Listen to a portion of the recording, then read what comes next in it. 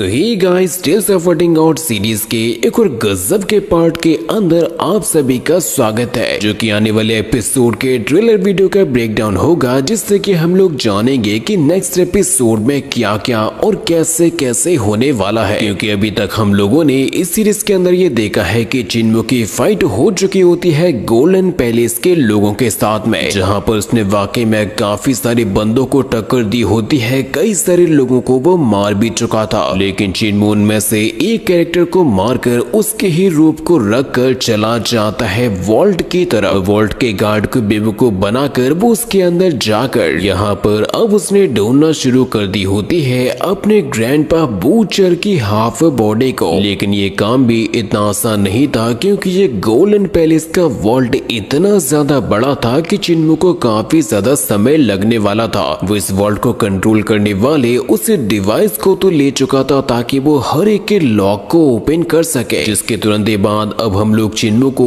इस पूरे के पूरे वॉल्ट के अंदर यहाँ से वहाँ पर घूमते हुए देख पाते हैं। चिन्मू यहाँ पर अपनी फुल रफ्तार का यूज कर रहा था चारों तरफ ही भागने के लिए, और साथ ही साथ अपनी डिवाइन आइज टेक्निक का भी यूज कर रहा था ताकि वो अपने ग्रैंडपा की लोअर हाफ बॉडी की एग्जैक्ट लोकेशन के बारे में पता लगा सके कि आखिर वो कहाँ पे है। और ऐसा भी नहीं था कि वो एक ही बार में उसको ढूंढ सके, इसी वजह से उसे बार बार कुछ अलग अलग तरीके के वॉल्ट्स को ओपन भी करना पड़ रहा था। लेकिन वो तो अच्छा होता है कि उसे पहले से ही याद था कि किसी भी शील्ड को ओपन कैसे करना है। सबसे बड़ी प्रॉब्लम तो ये होती है कि हर एक शील्ड को एक तरीके से ओपन नहीं किया जा सकता, क्योंकि वो हर पल में बदल रही थी। इसी वजह से उसको हर पल एक नए पैटर्न का यूज करना पड़ता है, जिसके साथ ही साथ हम लोग मास्टर को भी अगले ही सीन के अंदर देख पाते हैं, जो कि यहाँ पर काफी ज्यादा विचेस को जान से मार चुके थे, क्योंकि उनको